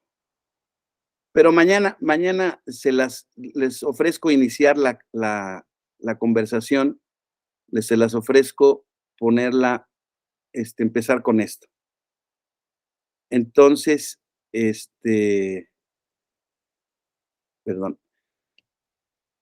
Hay diversos rubros, ¿no? Es una, pues, no es una hoja de cálculo, es una hoja de resultados, donde dice votación de los partidos políticos, donde vienen diversos datos.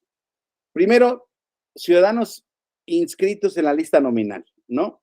O que vienen en la lista nominal. De ahí, ciudadanos que votaron conforme a la lista nominal, los que efectivamente depositaron sus votos. Luego existen votos extraídos de la urna, ¿sí? Y luego existe boletas sobrantes e inutilizadas. Y luego posteriormente el resultado individual de cada uno de ellos.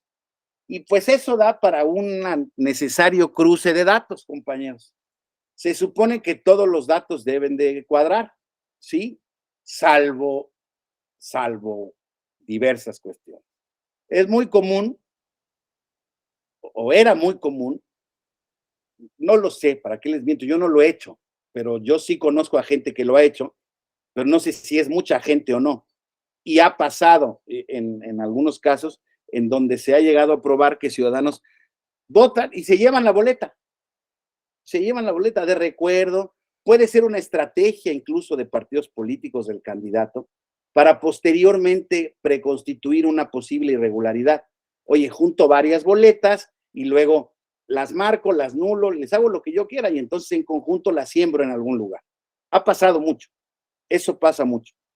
O sea, lo de que sí existen boletas por ahí.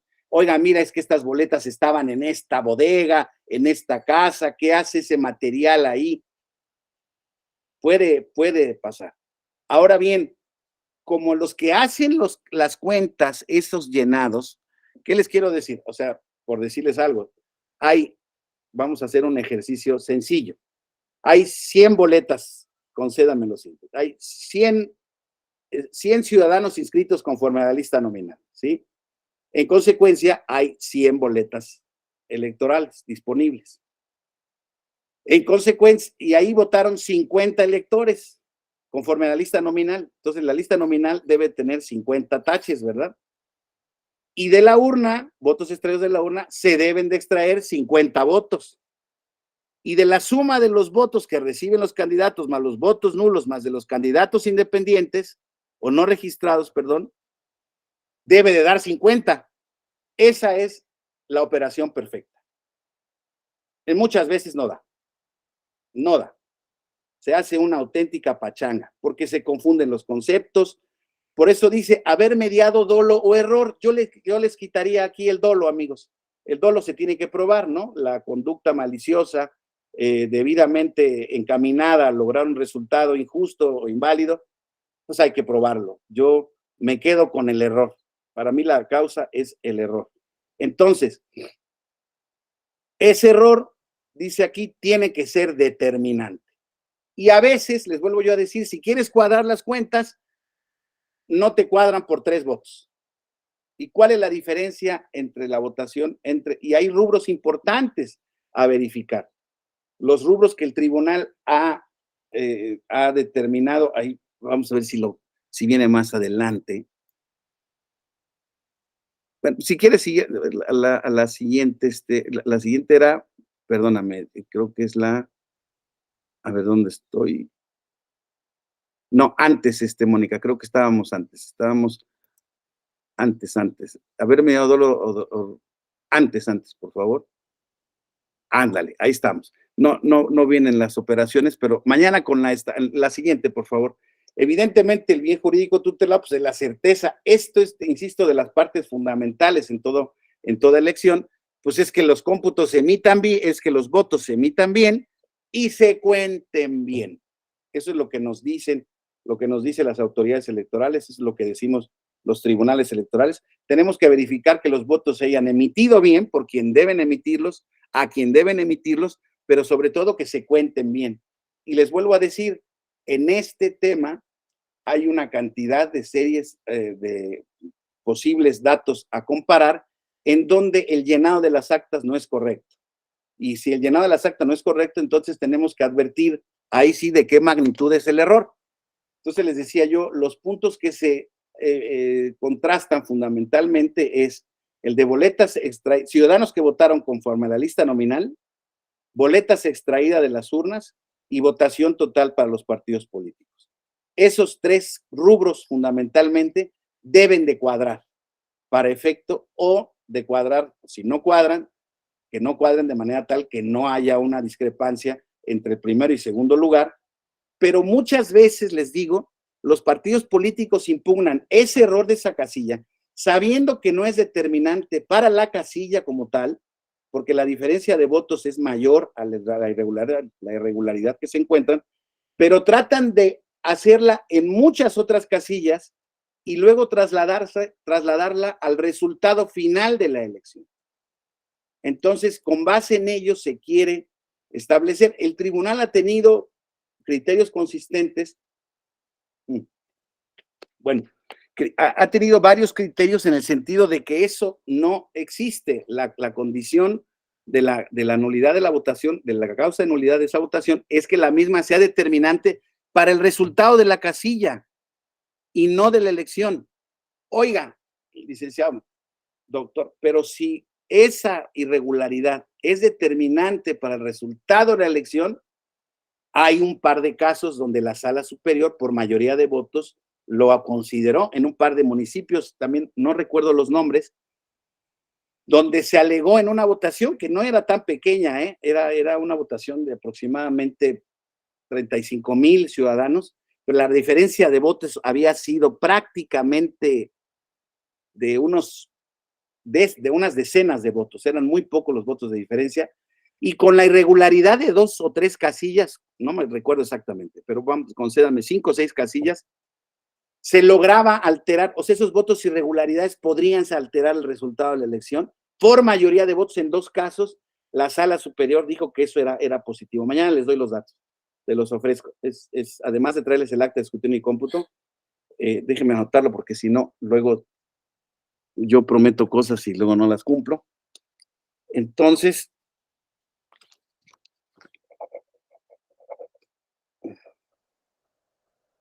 se ha determinado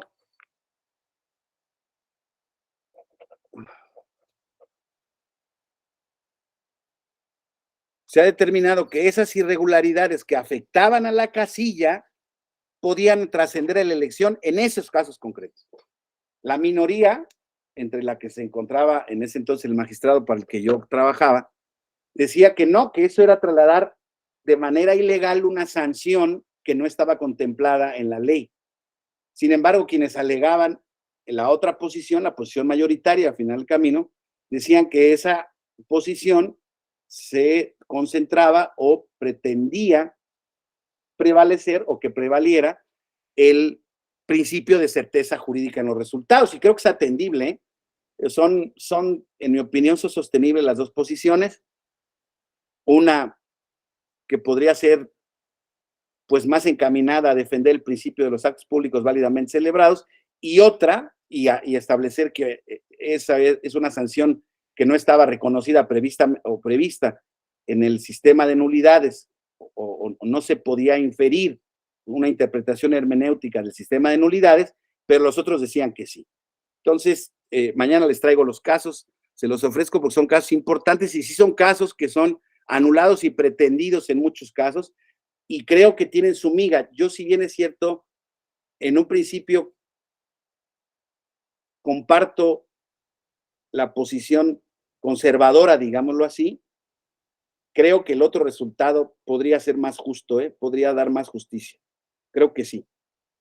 Creo que sí. Entonces, creo que mi punto de vista hoy en día iría cambiando a defender mejor el otro, a pesar de que sea una especie como de quiebra del sistema de nulidades como tal. Creo que el sistema hoy en día puede ser interpretado de manera tal que lo que prevalezca sea la certeza del resultado de la elección. Si un partido político, si un candidato viene con ese alegato preciso, creo que hay que atenderlo, y creo que tendría razón. Pero bueno, no se trata hoy en día de lo que yo tampoco crea, es mi opinión absolutamente personal y académica en este caso, ¿eh? No me vayan a regañar los magistrados de que ande yo anticipando casos ni criterios que se puedan poder hacer valer. Dice ahí en la jurisprudencia 28 de 2016 que para acreditar la nulidad de la votación recibida en casilla, pero por error en el cómputo, se deben precisar los rubros discordantes, tal como les decía yo. No se vale decir que en un acta hubo irregularidades, revísala. No, no se puede ese tipo de impugnación genérica. Me tienes que decir en qué consiste la irregularidad, ¿sí? Si bien es cierto, hoy en día soy un tribunal de plena jurisdicción que de oficio puedo revisar las irregularidades, les puedo decir desde ahora que en todas las elecciones, en todas las actas, casi en todas las actas, existen alguna que otra discrepancia, alguna que otra irregularidad, y ahí yo no puedo inferir el agravio de los impugnantes, ¿no? Tienen que ser debidamente fundados y debidamente precisados para que yo pueda determinar la causa de nulidad. Siguiente, por favor, Mónica, ya estamos cerrando esta primera parte. Elementos que deben demostrarse para su existencia, ya vimos el error, que el mismo sea determinante. Hay quien dice que puede ser aplicado justamente en el criterio que platicábamos anteriormente, el criterio cualitativo. Ok, la incidencia de estos errores en lo individual no son graves, no son determinantes, pero si lo evaluamos en su conjunto, cualitativamente los errores nos llevan a una solución de nulidad. Entonces, eso es importante. Y luego, son las 8:53. Si les parece bien, aquí cerraría yo, ya son 8:53. Aquí cerraría yo la exposición. Gracias, Mónica, eres muy amable. Nos quedamos en la lámina 31. Mañana con esos temas. Para si alguien quiere hacer algún comentario, no me gusta a mí concluir y ahora me pasé un poquito más del tiempo, pero bueno, todavía tenemos algunos minutos para los que puedan estar hasta las 9. Alguien si quiere hacer algún comentario, alguna pregunta respecto de lo que se ha expuesto, que pueda complementar o que no haya quedado claro en la exposición, desde luego siempre existe ese riesgo, estoy a sus órdenes. Si quieren, la mejor manera podría ser que me podrían, a ver, Guadalupe Roberto Herrada, por favor, si me hace favor, ahí tengo la mano alzada. Muchas gracias, doctor. Gracias. Muchas gracias, doctor. Simplemente para agradecer y reconocer su calidad. En primer lugar, tiene una vasta experiencia desde el inicio de su carrera judicial hasta la magistratura, y ahora disfrutamos de su ponencia.